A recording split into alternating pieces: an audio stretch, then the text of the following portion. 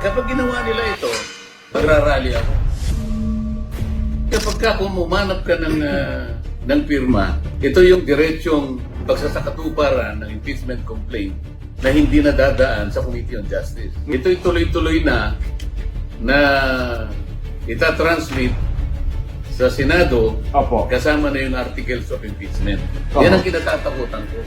Na itong ginawang manifesto na ito ay kunwari lang. Simple naman. Pinili nila yung mga mabubuting mga salita eh. Isang deklarasyon ng pagkakaisa, katapatan at paninindigan sa pagtatanggol sa bayan. Nasaan ang pagkakaisa? Nasaan ang katapatan? Nasaan ang paninindigan mo nung ginawa mo itong manifesto nito? Ito yung nakakatakot. Panluloko ito sa ating mamamayan. Kapag ito'y ginawa nila, halimbawa nagsimulang silang mangalap. Makikita na po ninyo ang pagbabalat kayo ng lahat ng pipirma na nagkunwaring nakipagkaisa sa Pangulo pero pagpapanggap lamang po. Yan ang nakakatakot yun.